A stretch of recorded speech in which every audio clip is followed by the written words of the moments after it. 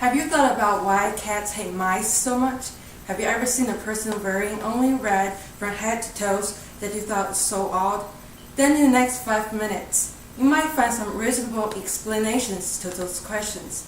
As we know, China is famous for its long and rich culture, and the Chinese zodiac is one major part of it. I was first told the story of Chinese zodiac by my grandmother when I was 2. It's something I know, all my friends know, and everyone in China knows. We talk about it and share ideas on it. So today, I would like to share my knowledge on the Chinese zodiac with you by focusing on 3 areas: its origin, its important value to Chinese people, and its increasing impact on people's everyday life.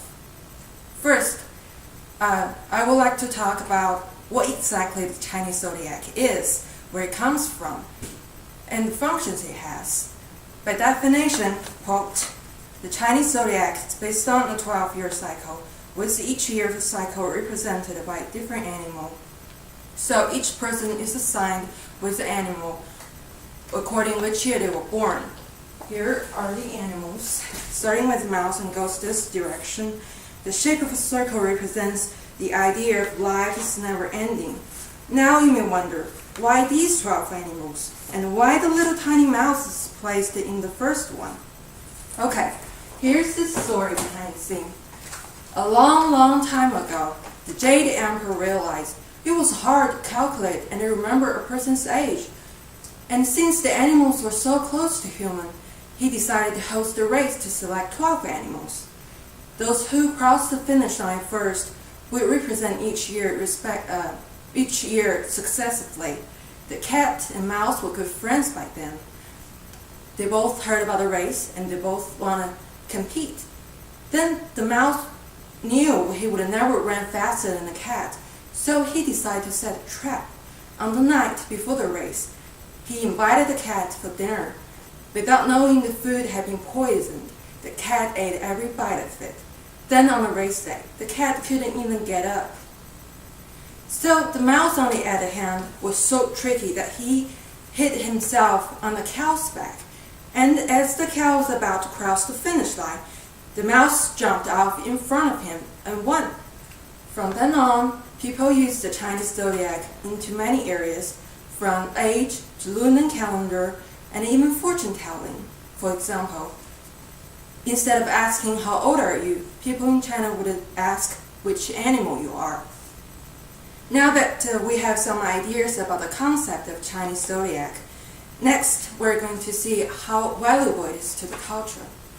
During the Second Opium War in 1860, according to BBC News, that a collection of 12 zodiac animal sculptures was stolen by the enemy and shipped overseas.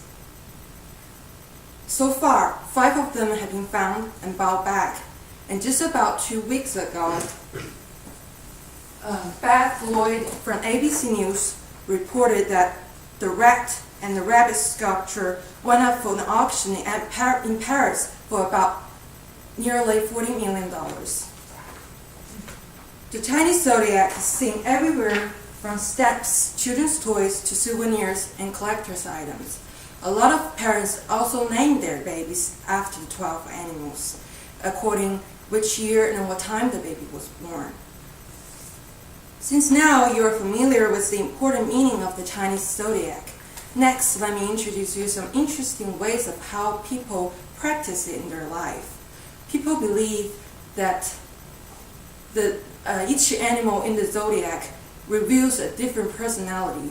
For instance, ox represents patient, and the monkey is independent and enthusiastic, according to Francis Romeo from Time magazine. So, therefore, for those who go on a blind date, are more likely refer to the zodiac to see if they are right for each other. Like rooster doesn't get along with monkey, but with dragon they form a happy couple. So in conclusion, we briefly went through the history of the Chinese zodiac, its important value, and the large influence it brings in when people are making decisions. From looking at the zodiac, we see that each culture is different in a unique and interesting way. and people who grew up under such culture are shaped in the way they think and act. Refer to our earlier question. A person wears only red on the first day of his or her year of birth will bring luck and fortune. The world is getting so small that learning a different culture will help people see things on a different angle.